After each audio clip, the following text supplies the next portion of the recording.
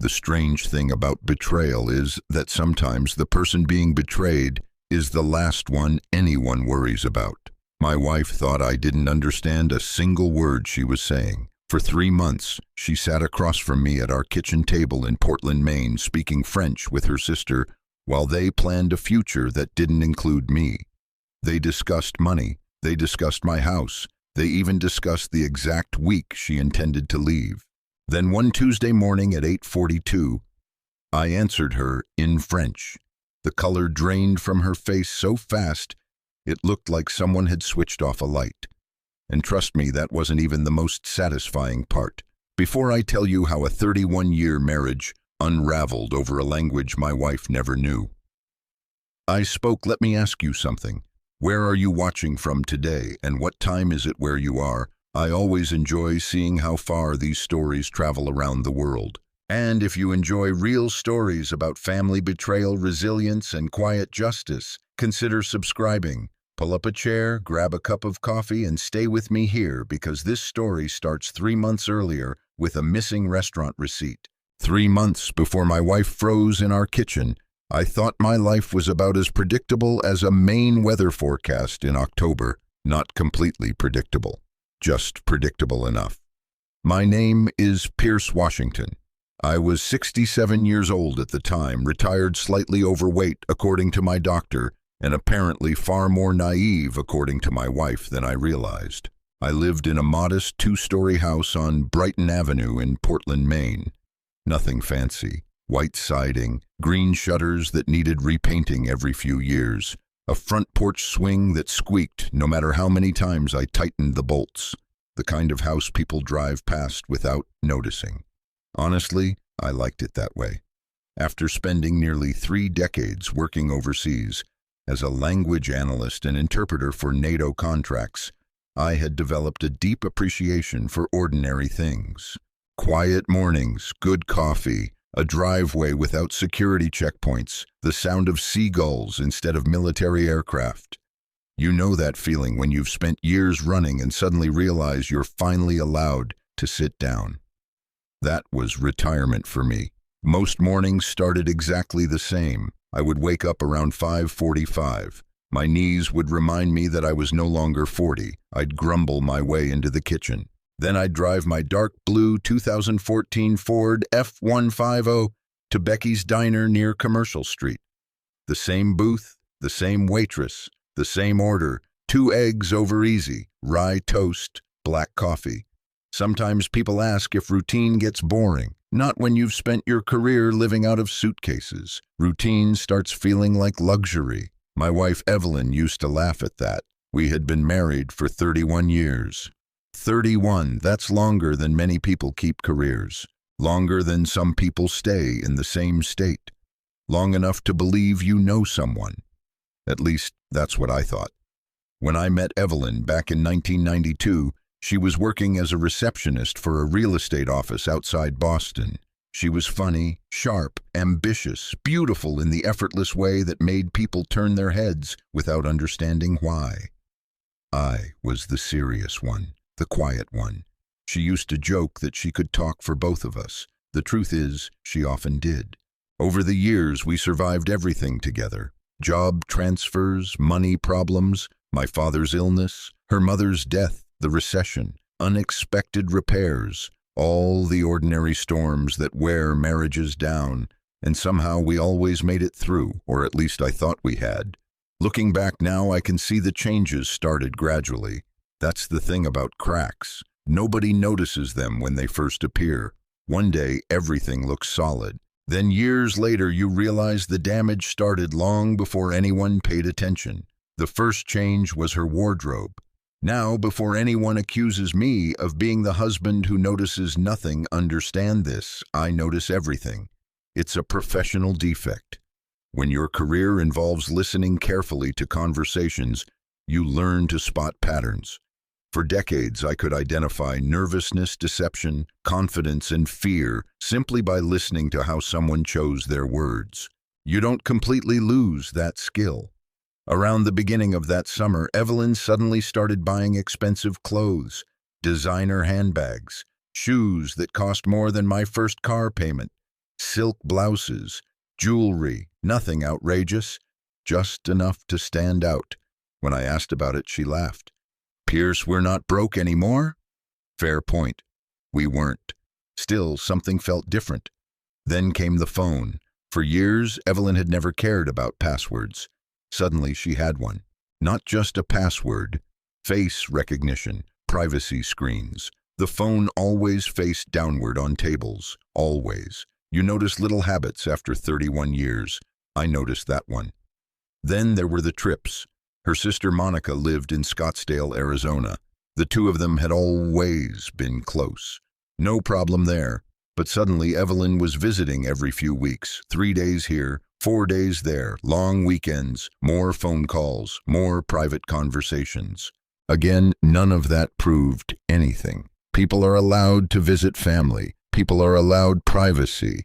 But all those little pieces began stacking together in my mind. And then there was French. Now this is where things get interesting.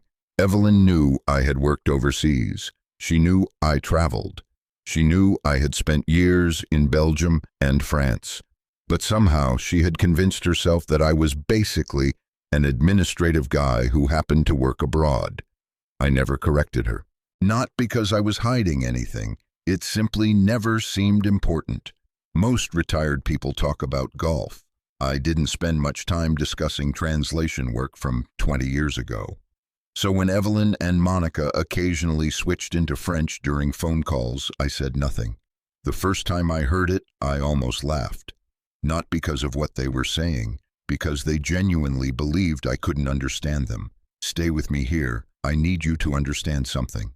French wasn't a hobby for me. French paid my mortgage. French put food on my table. French was the language I used during some of the most important years of my professional life.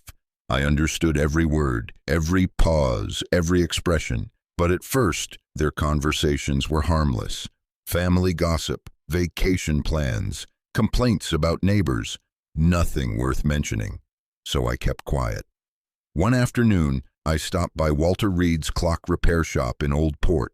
Walter had been my best friend since Ronald Reagan was president. He was 69, sarcastic, stubborn, and probably responsible for half the laughter in my adult life. His shop smelled like old wood and machine oil. Hundreds of clocks ticked constantly. It sounded like time itself had moved into the building.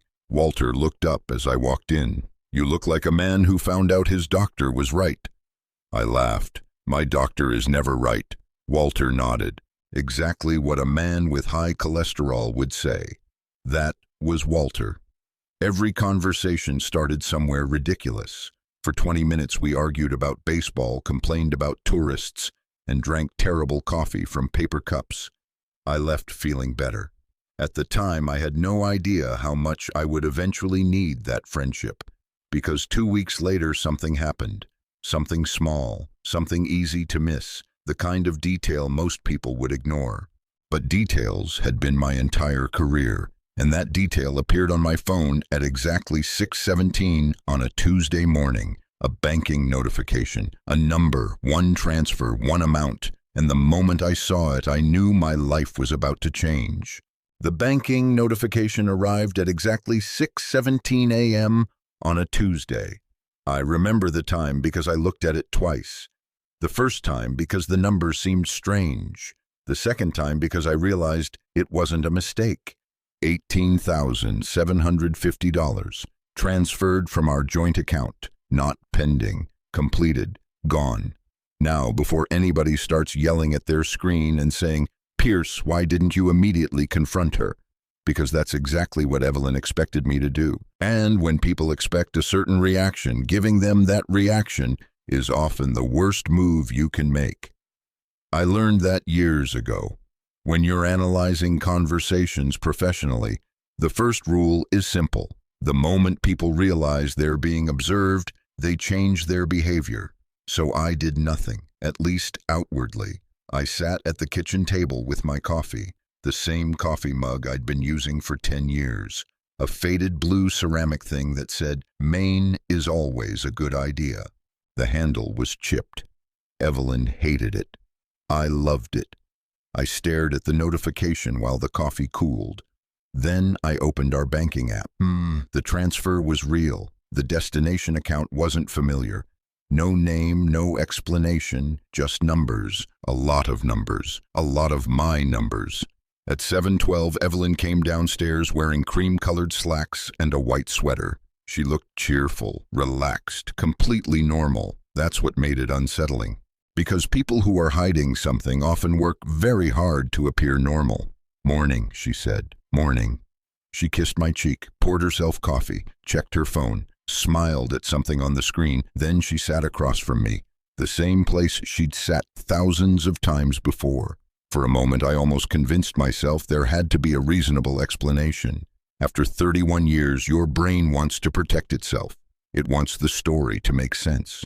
It wants the people you love to remain the people you thought they were. Then I asked, casually, almost carelessly, "Hey, what was that transfer yesterday?" The smile disappeared for half a second. Not long, just long enough. You know that look, the look people make when their brain suddenly has to switch tracks. Then it was gone. "What transfer?" $18,750. "Oh," she laughed, too quickly. That, not which transfer, not confusion, not surprise, just that. I remember thinking how strange it was that a person could reveal so much with a single word. She took a sip of coffee. "Monica needed help." I nodded. "What kind of help?" "Home repairs." "That's expensive." "Arizona contractors are expensive." Fair enough. Maybe they were. But something still felt wrong. The explanation arrived too quickly, like a rehearsed answer. I didn't push further. I simply nodded, changed the subject, asked about lunch, talked about the weather, spent 10 minutes discussing whether the Patriots would ever be good again. Then I left, because sometimes silence gathers more information than questions. That afternoon, I drove downtown, not because I had somewhere important to be, because I needed to think. Portland has always been good for thinking. The harbor, the fishing boats, the smell of salt in the air, people rushing around while you sit quietly and watch. I parked near Commercial Street and walked for nearly an hour. The whole time, one question stayed in my head. Why didn't she tell me first? That bothered me more than the money. Married people discuss things, especially nearly $20,000. At least I thought they did.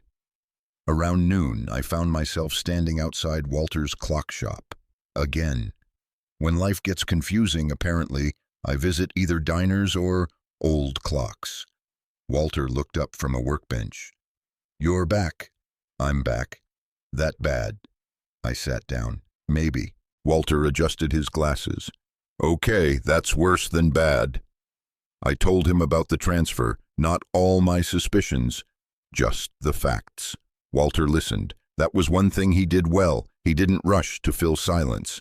After I finished, he leaned back. "Do you think she's lying?" I stared at a grandfather clock ticking in the corner. "I don't know."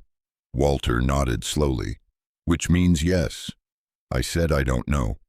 "You spent 30 years reading people for a living." "Not exactly." "Close enough." I laughed despite myself. Walter pointed at me. "See, that's your problem. My problem.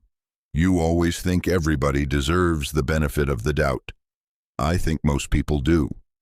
Most people aren't moving 20 grand without telling their spouse." He had a point, unfortunately. Still, I wasn't ready to accuse Evelyn of anything. Not yet. Because there was another possibility, one I couldn't ignore. Fear. People do strange things when they're scared.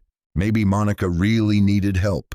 Maybe Evelyn was embarrassed about spending that much money. Maybe there was an explanation I simply hadn't found yet. So I went home, and I started paying attention, really paying attention, not obsessively, not dramatically, just carefully. I reviewed bank statements, nothing illegal, nothing obvious, but several unusual withdrawals appeared over the previous months. Smaller amounts, $3,000 here, $5,000 there, always explainable individually. Together they formed a pattern I didn't like. Then I checked travel dates, Arizona trips, hotel reservations, credit card records. Again, nothing shocking, nothing that proved anything, just enough to make me uncomfortable. And here's the thing. Discomfort is often where truth begins.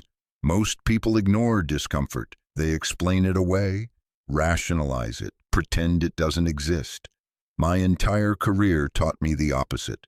Discomfort means there's something worth understanding. One evening, about a week later, I walked into the kitchen and heard Evelyn speaking French on the phone. She didn't notice me immediately. I wasn't trying to eavesdrop. I was literally looking for peanut butter. But then I heard Monica's voice through the speaker, and I heard Evelyn answer. The conversation lasted maybe 20 seconds before she saw me. Immediately she switched to English. Immediately, like someone flipping a light switch. Again, maybe that meant nothing. Families switch languages all the time, except the timing bothered me. The timing always bothered me. That night I lay awake staring at the ceiling fan. Evelyn slept beside me, peacefully, comfortably, as if nothing in the world was wrong. And I remember thinking something that surprised me. I wasn't angry, not yet. Mostly I was sad, because whether she was lying or not, a distance had appeared between us. And once you notice a distance, you can't stop seeing it. The next morning I made a decision, a simple one. I would stop looking for proof. Instead, I would start collecting facts. No assumptions, no accusations, no emotional speeches, just facts. Because facts tell stories. Eventually, and if my years as a language analyst taught me anything, it was this: people rarely reveal themselves all at once. They reveal themselves one detail at a time, one transfer, one conversation, one inconsistency, one mistake. And somewhere deep inside, I had begun to suspect that Evelyn was getting ready to make a very big mistake. I just didn't know what it was yet. But I was about to find out. Because from that day forward, I started writing everything down. Every date, every unusual expense, every strange conversation, every detail. And looking back now, that notebook may have been the smartest thing I ever did. The notebook started as a joke. At least that's what I told myself. I bought it at a Staples on Marginal Way for $6.99. Black cover, spiral binding. Nothing special, the kind of notebook college students lose halfway through a semester. I remember standing in the checkout line thinking how ridiculous the whole thing felt. 67 years old, married for 3 decades, keeping notes about my own wife. If somebody had told me 10 years earlier that I'd be doing that, I would have laughed in their face. But life has a strange sense of humor. Sometimes you're the punchline before you realize there's a joke. The first page was simple. Dates, times, bank transactions, Arizona trips, nothing dramatic, just facts. That's how I had always worked. Facts first, conclusions later. One of the biggest mistakes people make is deciding what they believe before they've gathered evidence. I spent years watching people do exactly that, and they were almost always wrong. So I became disciplined, methodical, patient. Every unusual expense went into the notebook, every unexplained trip, every suspicious conversation, not because I was trying to build a case against Evelyn, at least not yet. I was trying to understand what was happening. There's a difference. One rainy Thursday afternoon, I sat at the dining room table while Evelyn was shopping downtown. The house was quiet except for the sound of water hitting the gutters. I had 6 months of bank statements spread across the table, page after page, transaction after transaction. Most of it looked normal. Groceries, gas, utilities, restaurant charges, the occasional Amazon purchase nobody could remember ordering. Typical married couple finances. Then patterns started appearing. A withdrawal here, another there, small enough to avoid attention, large enough to matter. $3,000, $4,000, $2,200, $5,000. Not catastrophic individually, but together they represented a significant amount of money, and none of it had ever been discussed. I wrote every number down, then I made coffee. Then I sat there staring at the pages, trying to convince myself I was overreacting. The problem was that every time I tried to dismiss my concerns, another detail appeared. like a loose thread pulling free from a sweater. Eventually, the whole thing starts unraveling. A few days later, I noticed something else. Evelyn had started taking phone calls outside. Now, before smartphones, people took calls wherever they happened to be standing. Kitchen, living room, bedroom, didn't matter. Suddenly, she preferred the backyard, or the porch, or the driveway, anywhere I couldn't easily hear. Again, not proof, but definitely unusual. One evening, I was grilling burgers in the backyard, nothing fancy. Just burgers, the kind that drip grease and make your doctor shake his head. Evelyn was near the fence talking to Monica. French, again, I wasn't trying to listen, honestly. But after years of language work, you don't stop hearing things. Words drifted across the yard. Fragments, phrases, nothing complete, yet. What caught my attention wasn't the content, it was the tone. Urgent, excited, conspiratorial, like two people discussing a surprise, or a secret, or a plan. When she noticed me looking up, she immediately ended the call. That bothered me, a lot, because innocent people don't usually panic when they're observed having innocent conversations. The following morning, I found myself sitting inside Walter Reed's clock repair shop again. By that point, Walter probably thought I was using his business as free therapy, which, to be fair, wasn't entirely inaccurate. The shop was busy that day, clock hands, brass gears, the constant ticking of hundreds of timepieces. If heaven has a soundtrack, I suspect it sounds something like Walter's shop.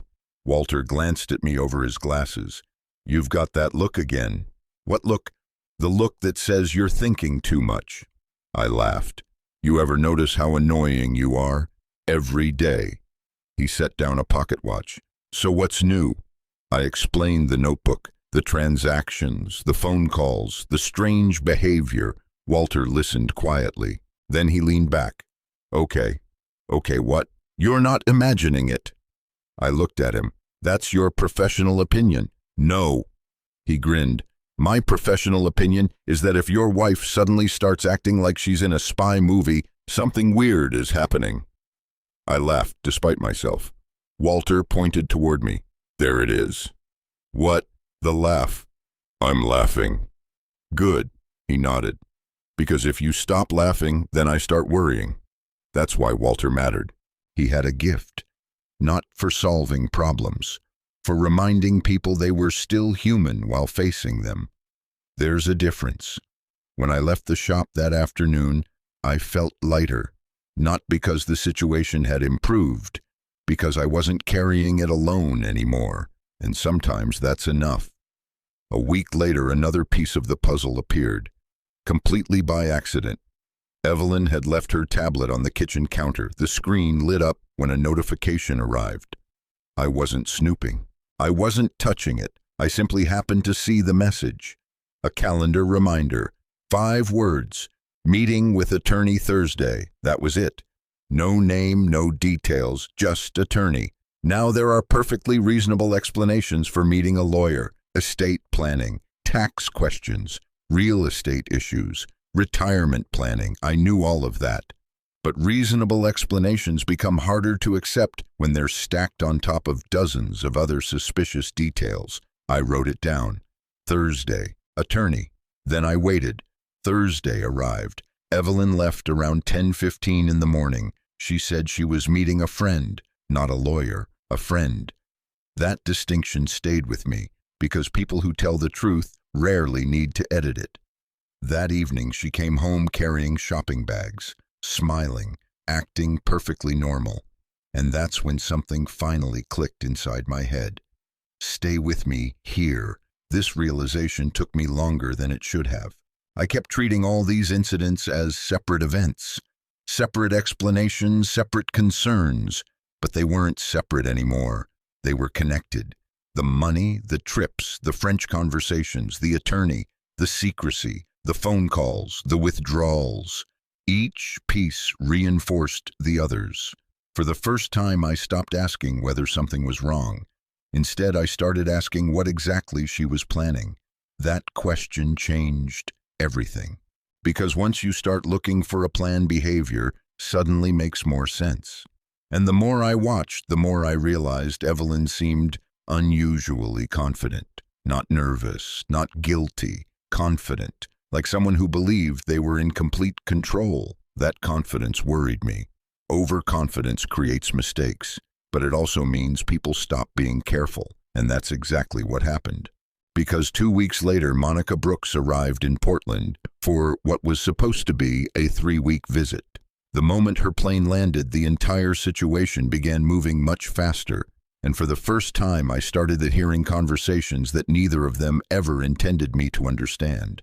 Monica Brooks arrived in Portland on a gray Sunday afternoon. The sky looked like wet concrete. A cold Atlantic wind rolled across the airport parking lot, and somehow that felt appropriate, because from the moment Monica stepped out of the terminal, everything changed.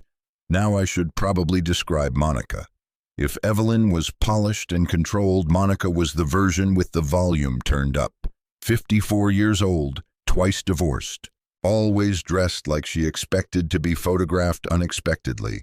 Perfect hair, perfect nails, perfect smile, the kind of smile that looked expensive. Monica had an opinion about everything: politics, restaurants, relationships, television, weather. She could probably argue with gravity if given enough time. To be fair, she wasn't a terrible person. Not exactly. She loved her sister. She genuinely wanted Evelyn to be happy. The problem was that Monica defined happiness almost entirely through money and freedom, and she viewed compromise as weakness, which made her a dangerous advisor for someone already questioning her marriage. I picked her up from Portland International Jetport myself. Evelyn had a dental appointment that afternoon. At least that was the official reason. Personally, I suspected she wanted Monica and me to spend some time together before the visit.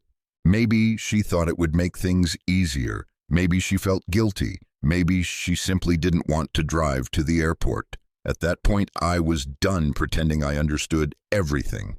Monica climbed into my truck carrying 2 oversized suitcases. "Pierce," she said. "Monica!" She leaned over and hugged me. The hug lasted exactly the amount of time required to qualify as polite. No more, no less. As I pulled onto Interstate 95, she glanced around the truck. "You still have this thing?" I laughed. "The truck?" "Yes. It runs." She shook her head. "My God, you are the only man I know who treats buying a vehicle like adopting a pet." That actually made me laugh. She wasn't wrong. The old Ford had 186,000 miles on it.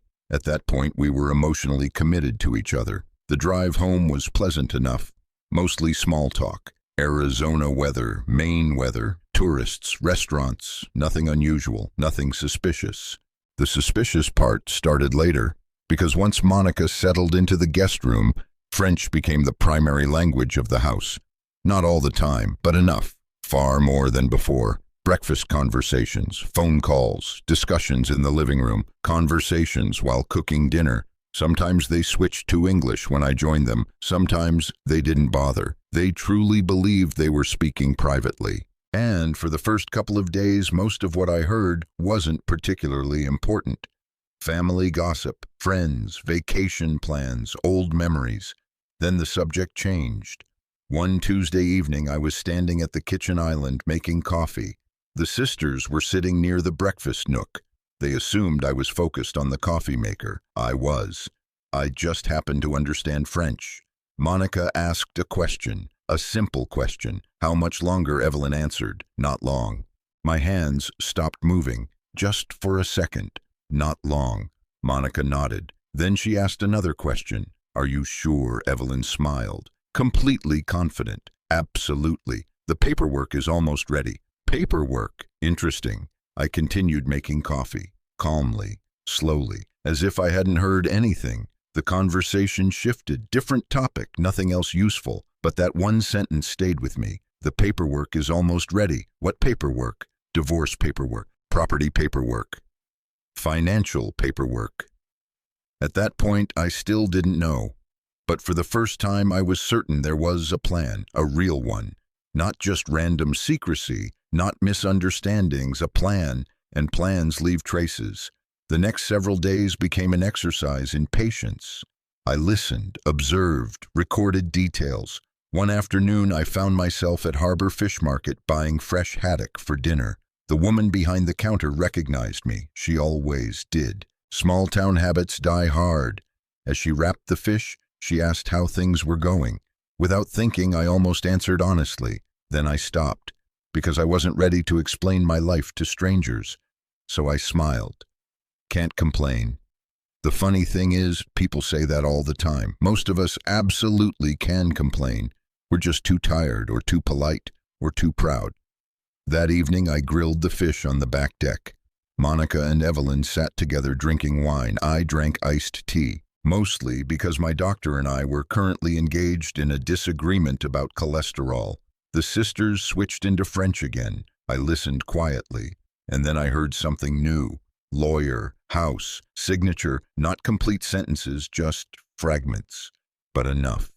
My stomach tightened, because now the puzzle pieces were starting to fit together. The attorney meeting, the financial transfers, the secrecy, the references to paperwork, the house. I kept my expression neutral. Years of professional training helped with that. People think controlling facial expressions is difficult. It isn't. Controlling emotional reactions is difficult. The face follows naturally after that. Later that night, I wrote everything down in my notebook. Every word, every phrase, every date, every observation. The notebook was becoming thicker. The story was becoming clearer. Unfortunately, clarity wasn't making me feel better. That's something people don't tell you. The truth isn't always comforting. Sometimes uncertainty hurts less, because uncertainty still leaves room for hope. One morning, I walked into the kitchen and found Monica and Evelyn reviewing something on a tablet. The moment they saw me, the screen disappeared. Immediately. Almost comically fast, like teenagers hiding cigarettes from their parents. I nearly laughed. Instead, I poured coffee. Monica smiled, too brightly. "Morning, Pierce." "Morning." Evelyn smiled, too. The exact same smile. And suddenly I realized something. They weren't worried about me finding out. They were worried about me finding out too early. That's different. Very different. People hiding secrets usually fear discovery. People executing plans fear timing. That realization sat with me all day. And that evening I met Walter, as usual. His clock shop smelled like dust and old brass. I told him about the latest conversations, the references to paperwork, the references to signatures. Walter listened carefully. Then he leaned back in his chair. "Okay. That's becoming your favorite word. Because okay means we're moving from suspicion to evidence." I rubbed my forehead. "Still not enough." "No." He nodded. "Not enough?" Then he looked at me. Really looked at me. Question. "What if this is what you think it is? Are you prepared for it?" That hit harder than I expected, because until that moment I had been focused entirely on facts, evidence, information, investigation. I hadn't spent much time considering the emotional reality. What if Evelyn truly intended to leave? What if 31 years actually were ending? What if the woman I thought I knew no longer existed? I didn't answer immediately. Walter waited. Finally, I shrugged. "I don't know." He nodded. "That's the most honest thing you've said all month." The truth was simple. I wasn't prepared. Not even close. Because despite everything I had heard, despite the money, despite the lies, despite the secrecy, I still loved my wife, and that's what made the next conversation so devastating. Because a few days later, standing in my own kitchen, I overheard a sentence in French that I would never forget for the rest of my life. The sentence that changed everything was spoken on a Wednesday afternoon at exactly 2:34 p.m. Yes, I know the exact time. When you've spent decades analyzing conversations, details tend to stick, and some details never leave. That afternoon, I was supposed to be in the garage. At least that's where Evelyn thought I was. I had been organizing old fishing equipment, or pretending to. The truth was I had forgotten my reading glasses and walked back into the house to get them, a small thing. One of those insignificant decisions that end up changing lives. The kitchen was empty when I entered through the mudroom. At least I thought it was. Then I heard voices. French. The voices were coming from the dining room, Evelyn and Monica. I wasn't trying to spy. I know people always say that, but honestly I wasn't. Then I heard my name. That tends to get your attention. I stopped walking. The sisters were seated at the dining table, their backs partially turned toward me.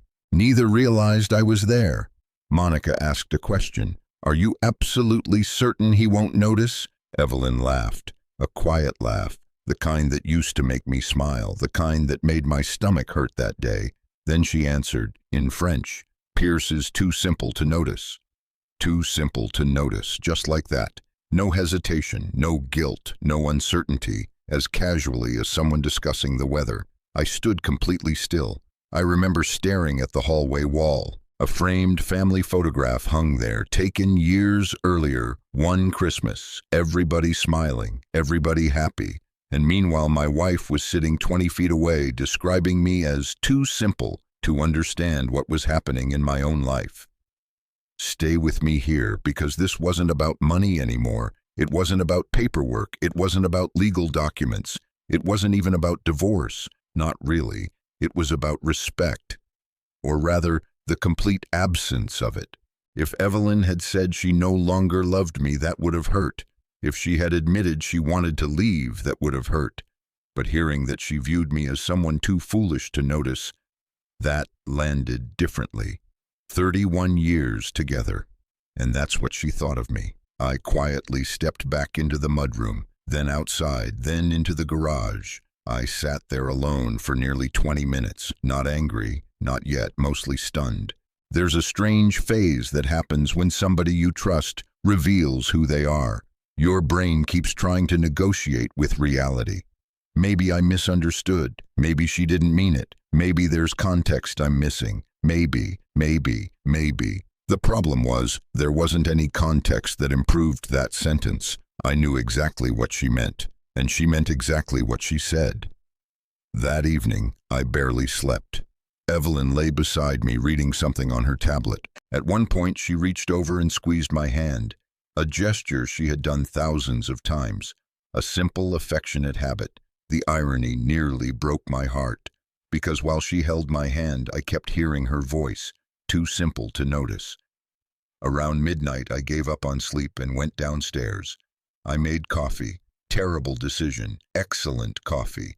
Terrible decision. At 12:30 in the morning, caffeine is basically a declaration of war against rest.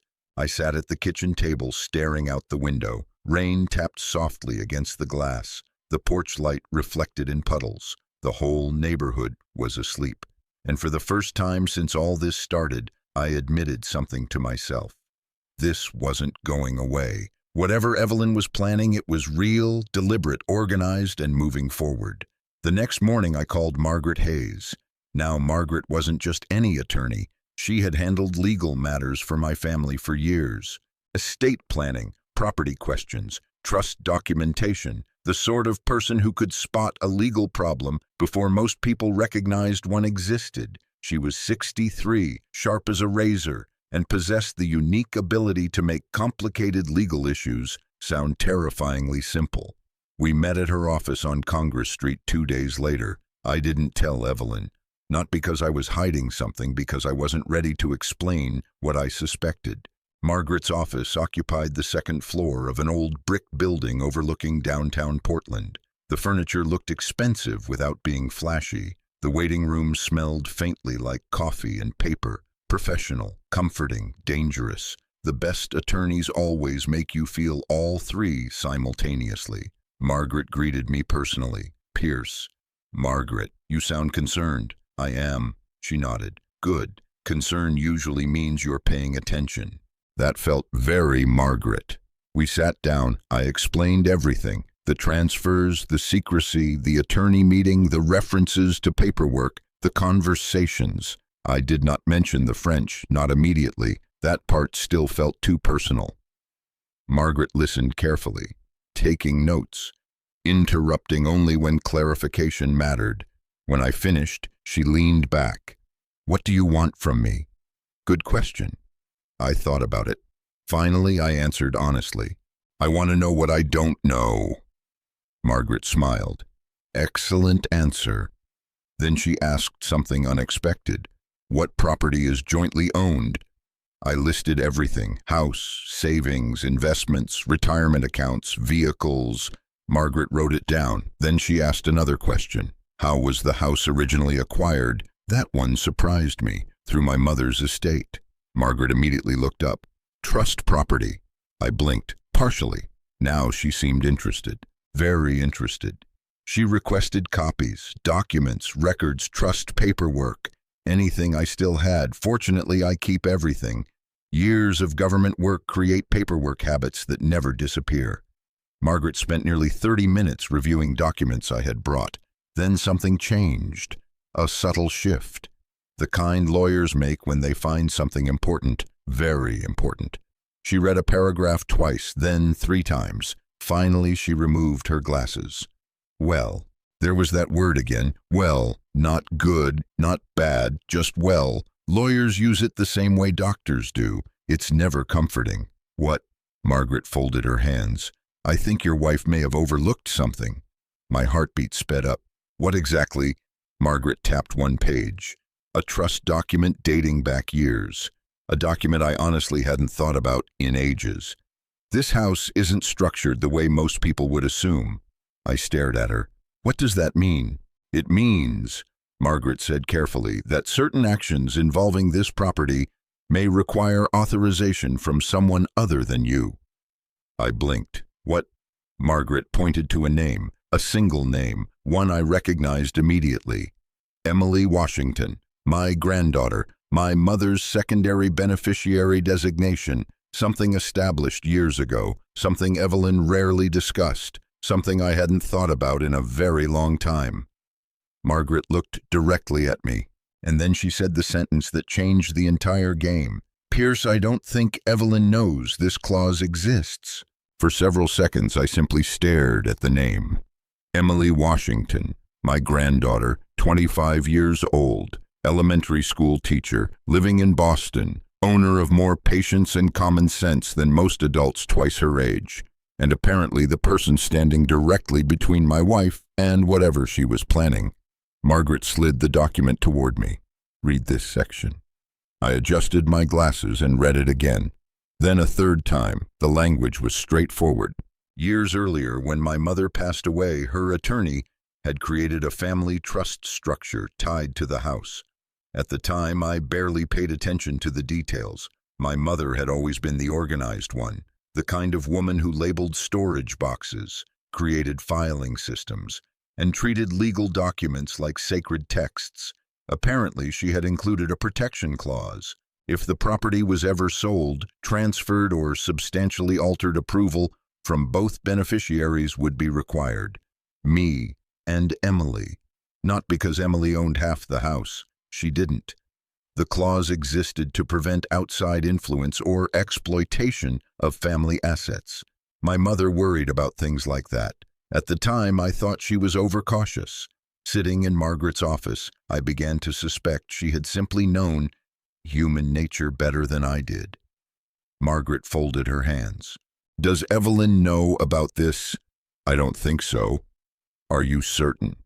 I thought about it, then nodded. I'm certain. Evelyn handled many things in our marriage. Social events, travel plans, family schedules, but paperwork, never. If a legal document exceeded 2 pages, it automatically became my problem. Margaret nodded slowly. Then she may believe she has much more control over this situation than she actually does. That sentence stayed with me. Control, because that's exactly what all of this had begun to look like. A carefully organized attempt to control outcomes before anyone else knew what was happening. Margaret continued reviewing documents. Eventually, she looked up again. There is another issue. Of course there was. There is always another issue. What? She tapped several bank statements. If assets are being moved prior to a separation or divorce, timing becomes important. I understood immediately. You're saying I need documentation. I'm saying documentation is your friend. That sounded exactly like something an attorney would put on a coffee mug. Documentation is your friend. Not inspiring, but useful, very useful. By the time I left her office, I wasn't angry, I wasn't triumphant, I wasn't even relieved. Mostly, I felt sad, because for the first time I could clearly see where this road might lead, and none of the destinations looked particularly happy. The drive home took nearly 20 minutes, long enough for memories to start surfacing. The funny thing about betrayal is that it doesn't erase good memories.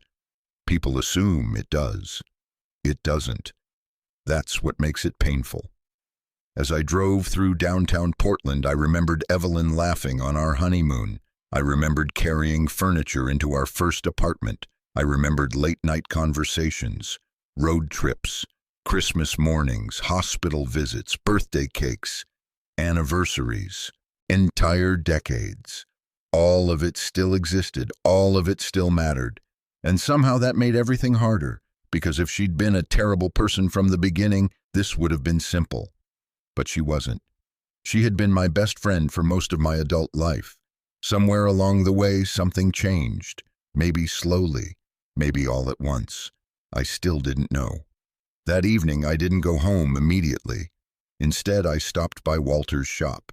The bell above the door jingled as I entered. Walter looked up. One glance. That's all it took. Something happened. I sat down. Something happened. Walter handed me a paper cup of coffee. The man ran a clock repair shop and somehow always had coffee available. I've never understood that. I told him everything. Margaret, the trust, the clause, Emily, the house. Walter listened without interrupting. When I finished, he sat quietly for several seconds. Then he smiled. Not a big smile, just enough. Your mother was smarter than all of us. I laughed. She'd enjoy hearing that. She absolutely would. Walter took a sip of coffee, then pointed at me. Question. What now? What's Emily like these days? That made me smile, because talking about Emily always did. Emily was one of those rare people who improved a room simply by entering it. Kind, funny, patient, the kind of teacher who spent her own money buying classroom supplies. The kind of person who remembered birthdays without social media reminders. The kind of person who still called her grandfather just to ask how he was doing, which apparently makes someone extraordinary these days. Walter nodded as I talked. Finally, he said, Then call her. I don't want to drag her into this. Pierce, I sighed. Walter crossed his arms. You're protecting everybody again. I am not. You absolutely are. The annoying thing about old friends is that they collect decades of evidence. They're very difficult to fool. I just don't want her involved. Walter nodded. That's noble. Then he pointed at me again. And completely unrealistic. Unfortunately, he was right. 3 days later, I called Emily. She answered on the second ring. Grandpa, hey kiddo. I'm 25. You'll always be kiddo. That earned a laugh, a good laugh, a genuine laugh, the kind I hadn't heard much lately. We talked for nearly 40 minutes. School, students, Boston traffic, the Red Sox, life, normal things. For most of the conversation, I almost forgot why I had called. Then eventually I explained, not everything, just enough. The trust, the legal situation, the possibility that I might need her help. Emily listened quietly, just like her grandmother used to. When I finished, there was a long pause. Then she asked a question. One simple question. Are you okay? Not what happened. Not who was right. Not who was wrong. Are you okay? And for some reason that nearly broke me, because very few people ask that question when things become complicated. Most people want details. They want drama. They want information. Emily wanted to know whether her grandfather was hurting. I stared out my kitchen window. The sun was setting behind the trees. Orange light stretched across the yard. For a moment I couldn't answer. Finally I managed a small laugh. I've been better. She was quiet. Then she said something I'll never forget. You don't have to handle this alone. Simple, direct, completely sincere. The moment she said it, I realized how isolated I had become. For months, I had been carrying everything myself. The suspicions, the evidence, the fear, the disappointment. Now suddenly I wasn't, and that mattered. A lot. A week later, Emily agreed to come to Portland. Officially, she was visiting family. Unofficially, she was about to become the one variable Evelyn had never accounted for.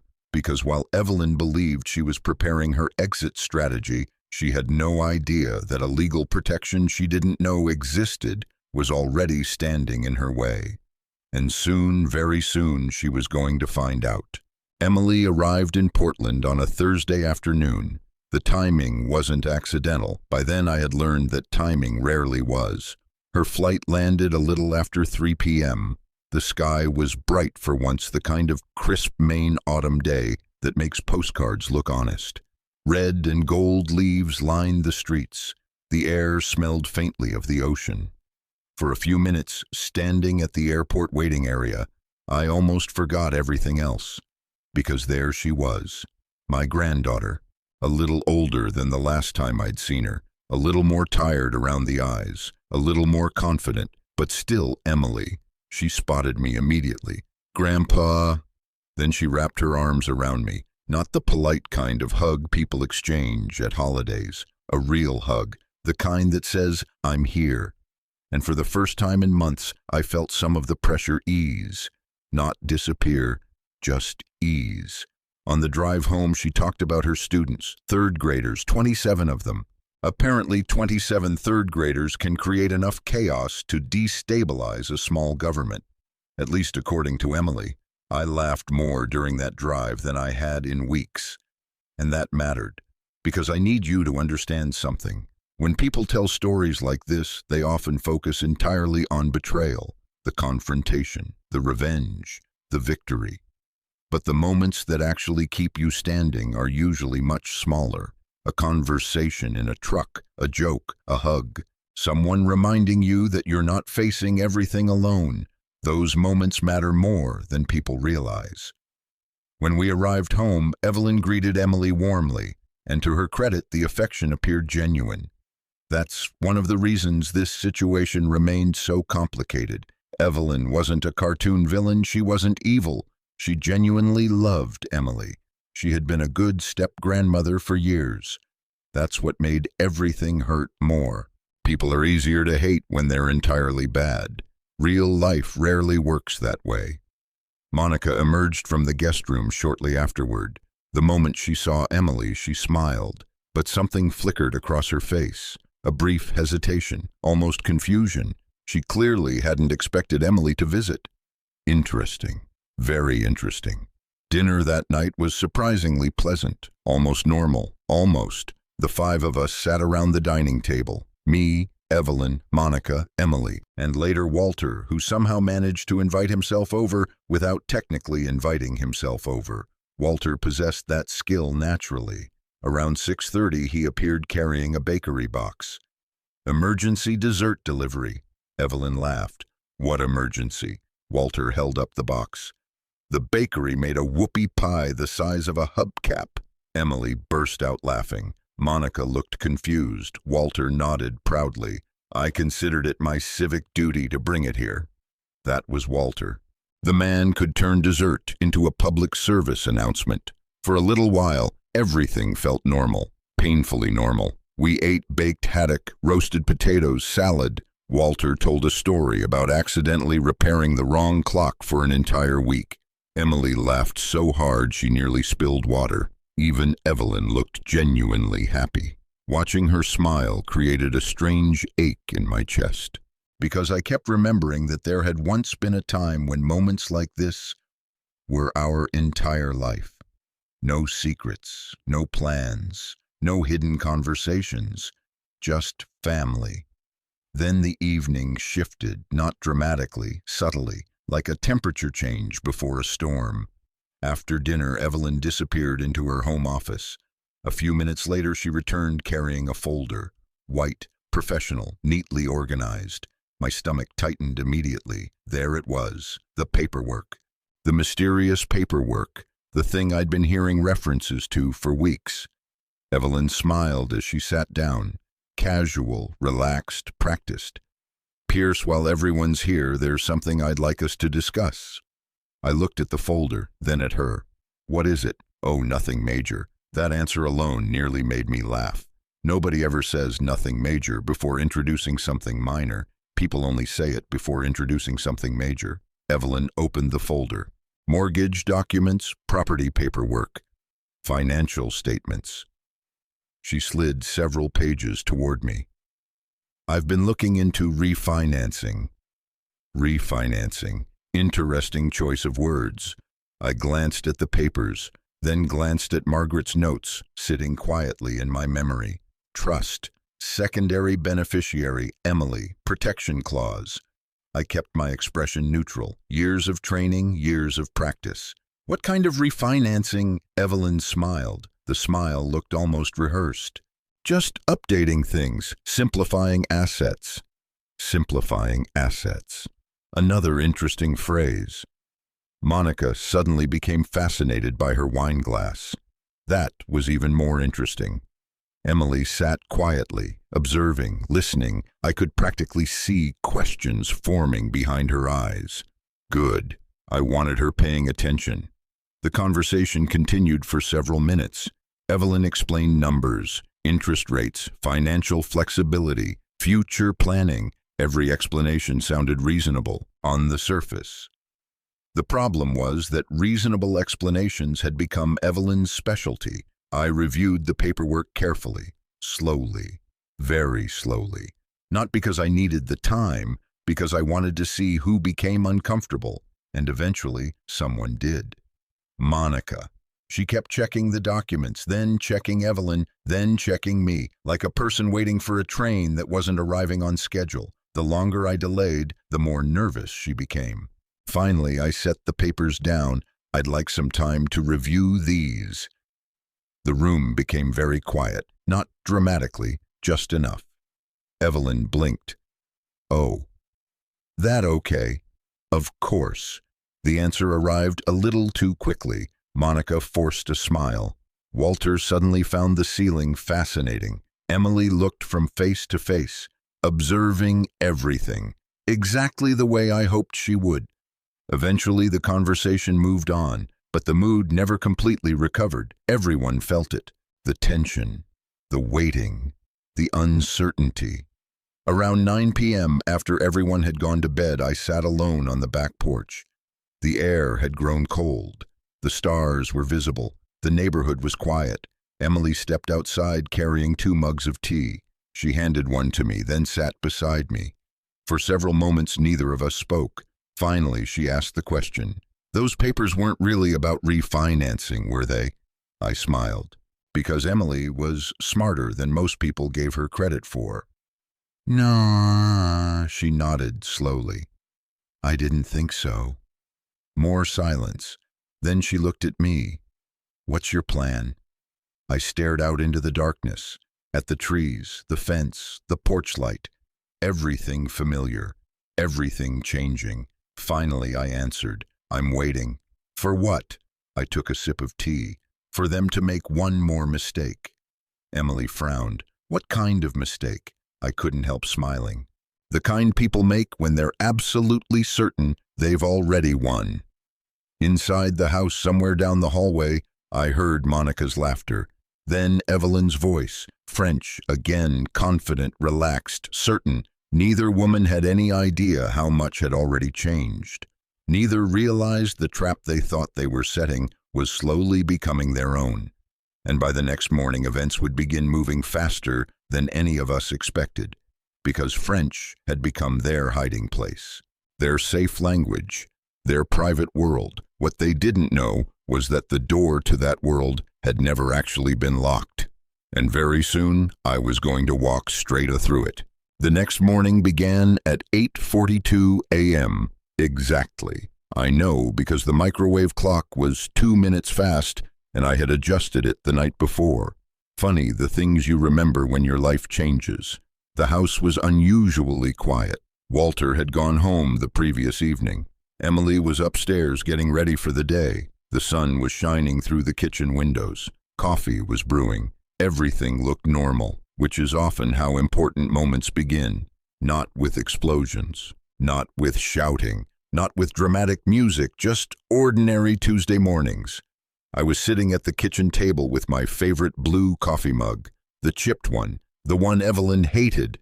A newspaper rested beside me, mostly unread. I wasn't really paying attention to it. I was listening, waiting, observing, the same way I had done for months.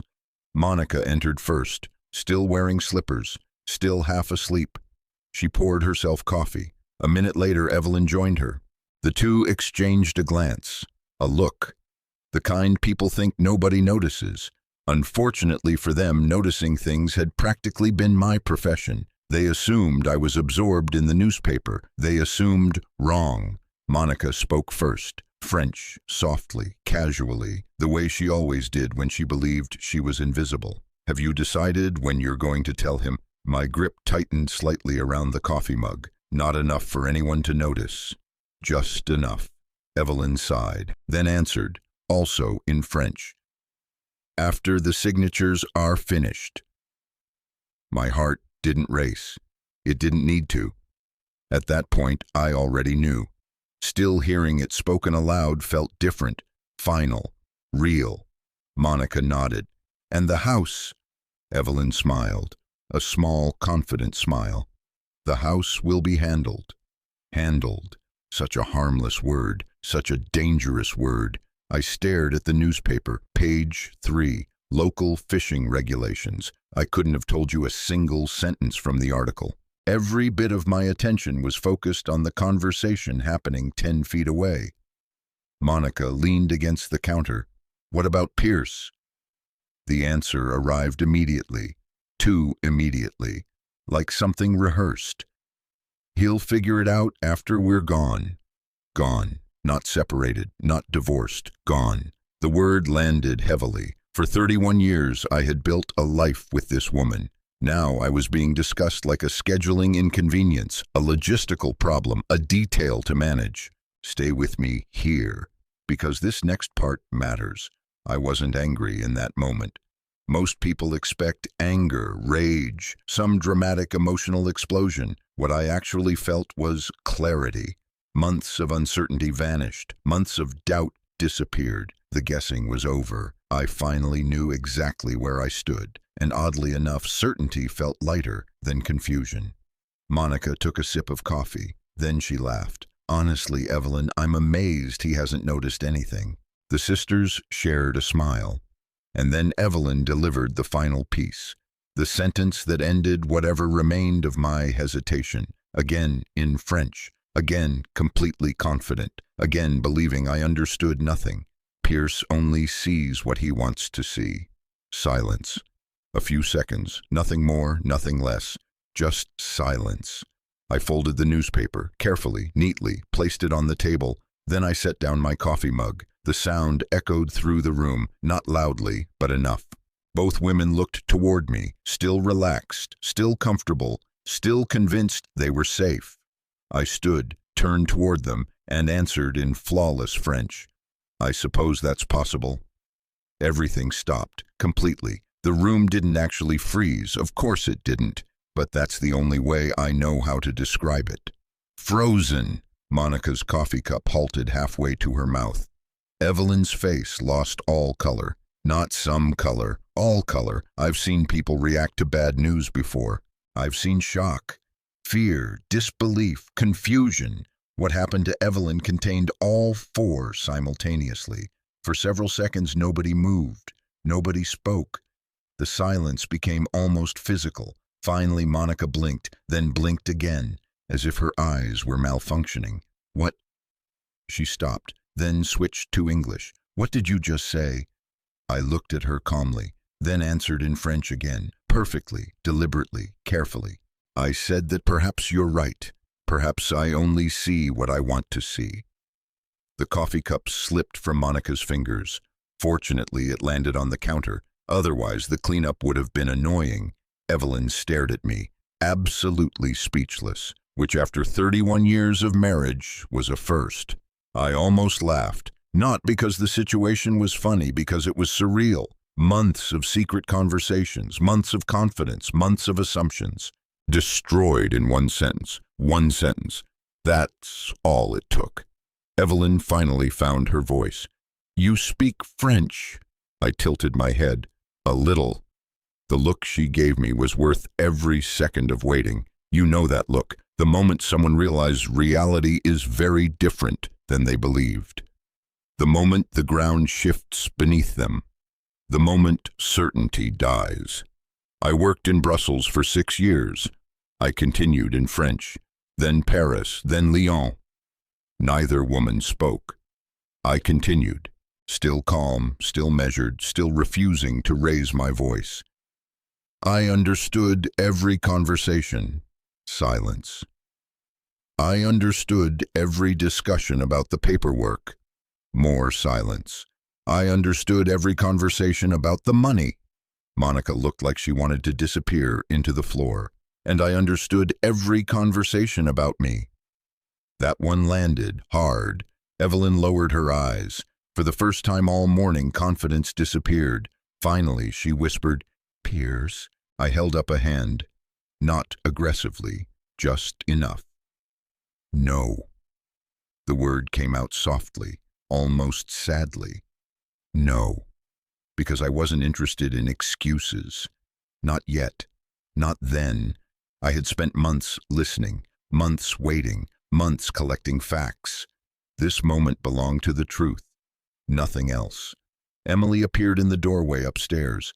She had clearly heard voices as she looked from me to Evelyn to Monica, instantly recognizing something important was happening. Nobody spoke. Nobody moved. Then I said the sentence I'd rehearsed in my head 100 times, not out of revenge, out of necessity. I know about the transfers. Evelyn closed her eyes. I know about the attorney. Her shoulders sagged. I know about the paperwork. Monica looked sick. And I know exactly what you've been planning. The room became silent again, a different silence this time, not shock, consequences, very different things. Evelyn finally sat down, slowly, carefully, like someone whose legs no longer trusted them. For the first time in months, she looked scared, not angry, not defensive, scared, because she finally understood something. French had never protected her. The secret had never been secret. The advantage she believed she possessed had never existed. Everything she thought she controlled was suddenly uncertain. I looked at both women, then picked up my coffee mug. The coffee was cold. Of course it was. Life-changing conversations rarely improve beverage temperatures. I took a sip anyway, then delivered the final sentence. The sentence that truly ended the game. Not in French, in English. Slowly, clearly, for everyone in the room to hear. I've already spoken to my attorney. And just like that, the balance of power shifted, completely. But answering them in French wasn't the victory. It was only the beginning. Because the real consequences were waiting downtown in Margaret Hayes's office. And unlike language legal documents, don't care how confident you are. The meeting at Margaret Hayes's office took place the following afternoon. By then, nobody was pretending anymore. The masks were gone, the performances had ended, and honestly, that was a relief. There is something exhausting about living inside uncertainty. At least once the truth arrives, you know where to stand, even if you don't like the view. The drive downtown felt strangely quiet. Evelyn rode in her own car. Monica came with her. Emily rode with me. Neither of us talked much. The previous 24 hours had been emotionally heavy enough. Sometimes silence is simply recovery. Margaret's office occupied the same brick building on Congress Street, the same waiting room, the same polished furniture, the same smell of coffee and paper. Only this time the atmosphere felt very different. This wasn't a consultation anymore. This was a reckoning. Margaret greeted everyone professionally. No hostility, no drama, just calm competence. I've always appreciated people like that. When emotions are running high, calm becomes a superpower. We settled into the conference room. A long oak table sat in the center. Documents were already arranged neatly into folders. Margaret had clearly prepared, very thoroughly. Monica glanced at the paperwork, then at Margaret, then at me. The nervousness was becoming harder for her to hide. Evelyn looked exhausted, not defeated, not yet, just exhausted. Margaret folded her hands. "Thank you all for coming." Nobody answered. She continued. "Before we discuss next steps, we need to clarify several facts." Facts. I liked facts. Facts don't shout. Facts don't manipulate. Facts don't care who wins. They simply exist. Margaret opened the first folder. Bank records, transfer summaries, documentation, dates, times, amounts, everything neatly organized. The exact opposite of emotional chaos. Monica shifted uncomfortably. Evelyn stared at the table. Margaret spoke calmly. "Over the last 7 months, approximately $41,000 was moved from jointly held accounts." Silence. "Those transfers were not disclosed beforehand." More silence. Margaret wasn't accusing. She didn't need to. Facts were doing the work. Then she opened another folder. Property documents, trust agreements, estate records. And this was where things became interesting. Very interesting. Margaret slid copies across the table. "Evelyn, were you aware of this trust provision?" Evelyn accepted the document, read, stopped, read again. The color gradually disappeared from her face. Not dramatically, just steadily, like water draining from a sink. "What is this?" Margaret answered immediately. "This property cannot be transferred, sold, refinanced beyond certain thresholds, or substantially altered without authorization from both listed beneficiaries." Evelyn blinked, then looked at me, then at Emily, then back at the paperwork, finally understanding, finally connecting the pieces.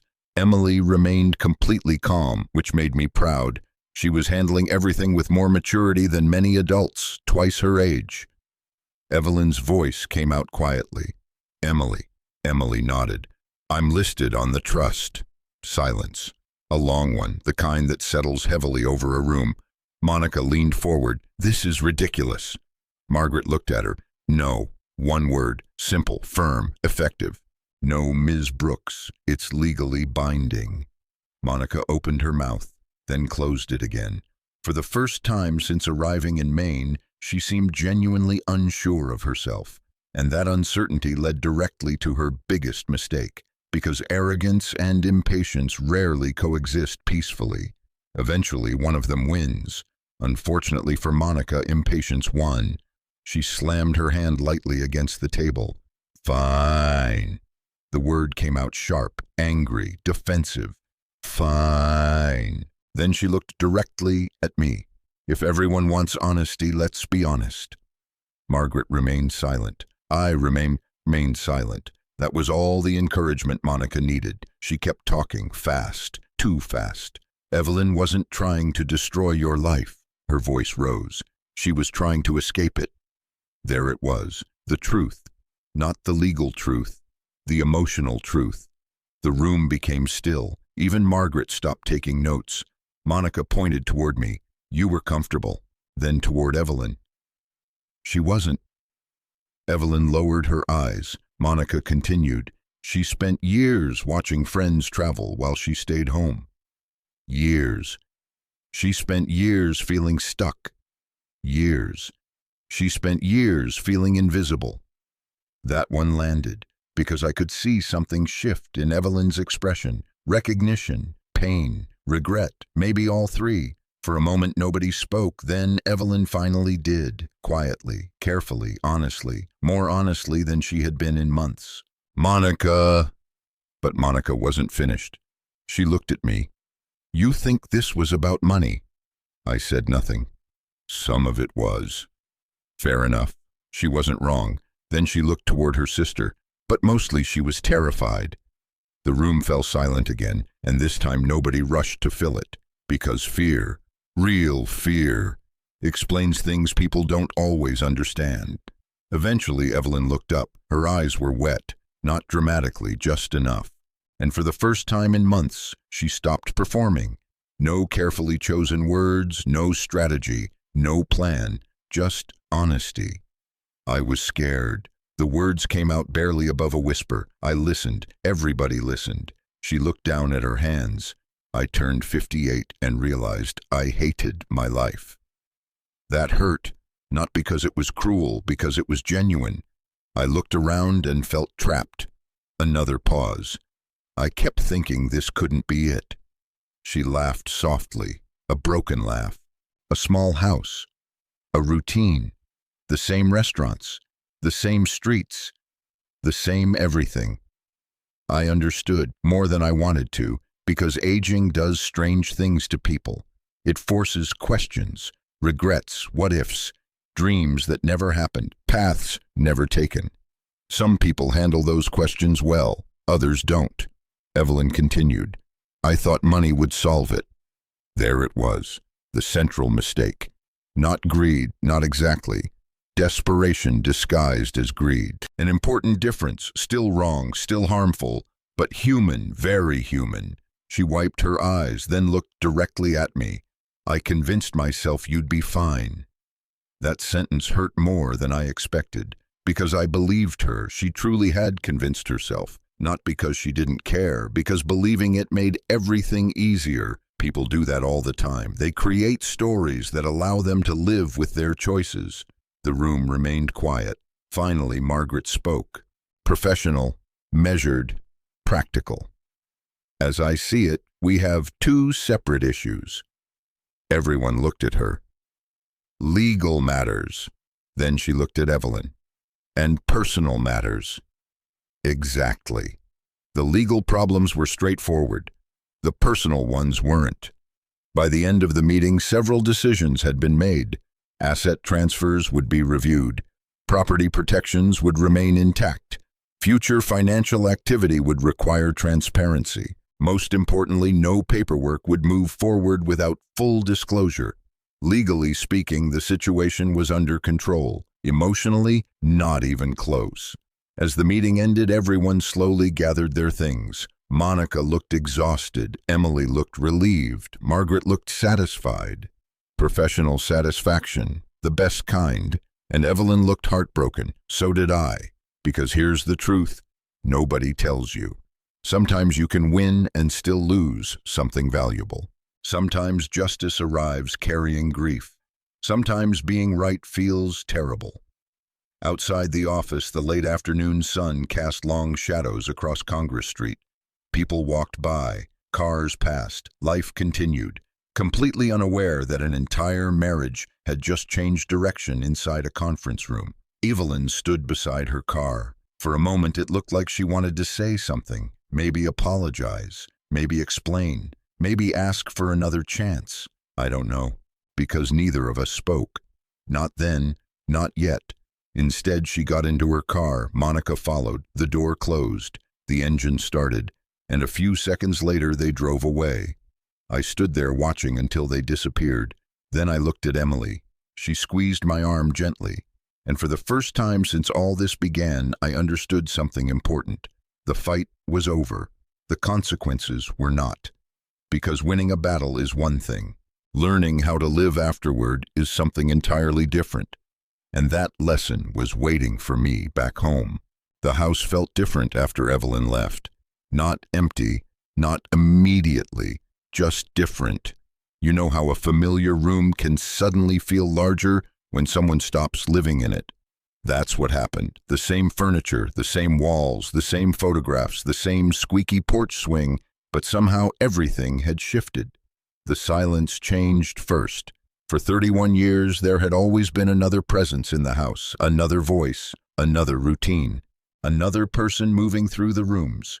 Even when we weren't talking, even when we disagreed, even when life was ordinary, there had always been an us. Now there was only me. A week after the meeting at Margaret's office, Evelyn moved to Arizona. Not permanently at first. At least that was the official explanation. She packed carefully, methodically, like someone trying to avoid breaking anything fragile. The irony wasn't lost on me, because plenty of fragile things had already broken. We barely argued during those final days.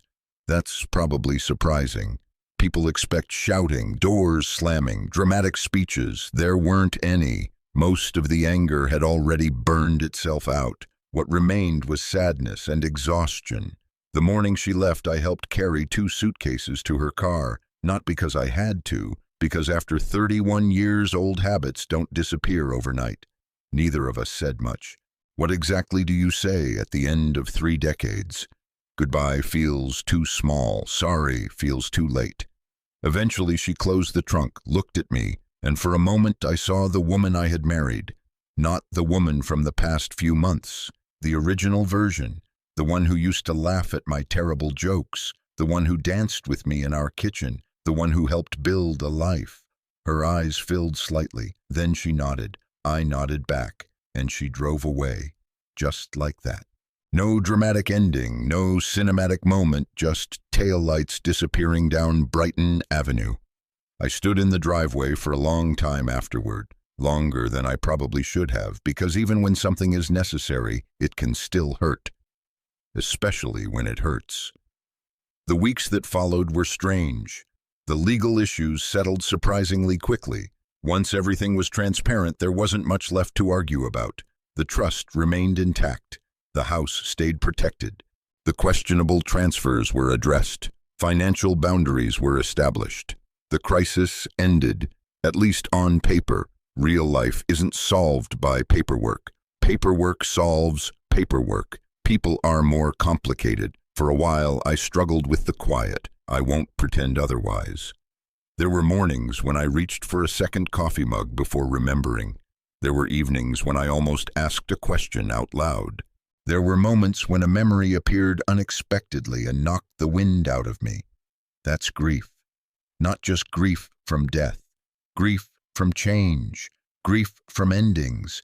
Grief from discovering that a future you imagined no longer exists. One Saturday morning, about a month after Evelyn left, Walter showed up unannounced. Again. The man treated my front door like a suggestion. He walked inside carrying a paper bag. Emergency breakfast delivery, I laughed. Another emergency. Absolutely. He placed the bag on the counter. Inside were 6 oversized blueberry muffins. These looked dangerous. To who? Everyone. Fair answer. We sat on the porch eating muffins and drinking coffee. At one point, Walter looked at me and said something surprisingly thoughtful. Now, for context, Walter usually disguises wisdom beneath layers of nonsense. That's part of his charm, but this time he was serious. You know what I think? Dangerous question. I think you're finally seeing things clearly. I stared out toward the street. That's supposed to make me feel better. No. He shook his head. It's supposed to make you feel honest. That stayed with me, honest, because for months I'd been living between reality and hope, trying to convince myself that obvious problems weren't obvious, trying to protect a version of my marriage that no longer existed. Now there was no confusion, painful clarity, but clarity nonetheless. A few weeks later, Emily came to visit again. She arrived on a Friday evening carrying takeout from a seafood restaurant downtown. Apparently, she had decided that feeding people was her preferred love language, a trait she inherited from my mother. That night, we sat at the kitchen table talking until nearly midnight. Nothing dramatic, just life. School, students, books, future plans, normal conversations. And somewhere during that evening, I realized something. The story wasn't ending. It was changing. There's a difference. Too many people think healing means returning to what existed before. It doesn't. Sometimes healing means building something new, something smaller, something different, something honest. 3 months after moving to Arizona, Evelyn sent me a letter. Not a text, not an email, an actual handwritten letter. I recognized her handwriting immediately. 31 years creates that kind of familiarity. For nearly an hour, I stared at the envelope before opening it. Part of me wasn't ready. Part of me never would be. Eventually, curiosity won. Inside were 7 pages. I won't read the entire thing to you. Some parts belong only to us. But there was one sentence that mattered. One sentence that explained everything better than any legal meeting ever could. She wrote, I spent so much time chasing the life I thought I deserved that I stopped appreciating the life we had already built. I read that sentence 5 times, maybe 10, because it was honest, painfully honest. And honesty has a strange power. It doesn't erase damage, it doesn't repair trust, but it does create space for understanding. I never moved to Arizona. She never moved back to Maine. Life continued, different, separate, incomplete, but peaceful. Eventually, we learned how to speak again, not as husband and wife, not anymore, just as two people who once loved each other and were still trying to make sense of everything that happened. That's not a perfect ending, I know. Some stories finish with reconciliation, others finish with revenge. This one finishes with acceptance. And honestly, I think acceptance is harder. Today, I still live in the same house. The porch swing still squeaks. The Ford F-150 still runs. Walter still appears without warning. Emily still calls every week. Life is quieter now, but it isn't empty. And if there's one thing this entire experience taught me, it's that truth eventually arrives whether we're ready for it or not. Sometimes it arrives gently. Sometimes it arrives speaking French. But it always arrives. Life lesson. If you're listening to this story, I want you to remember something. The people who love you should never need you to be smaller so they can feel bigger. Real love requires honesty, respect, and courage. Not secret plans, not manipulation, not assumptions. And perhaps the most important lesson of all is this: never underestimate the quiet person in the room. The person who listens more than they speak. The person everyone assumes isn't paying attention. Because wisdom often looks ordinary. Strength often looks calm. And truth has a way of revealing itself when people become too comfortable hiding it. If you've ever been betrayed, disappointed, or underestimated, I hope you remember that your dignity matters more than winning an argument. Protect your peace, protect your integrity, and never lose yourself trying to keep someone else from leaving. If this story meant something to you, join our community by hitting that like button and subscribing for more real, raw, and family-centered stories. Drop a comment below and tell us, have you ever been in a situation like this? We read every single one, and as always, thank you for being a part of this.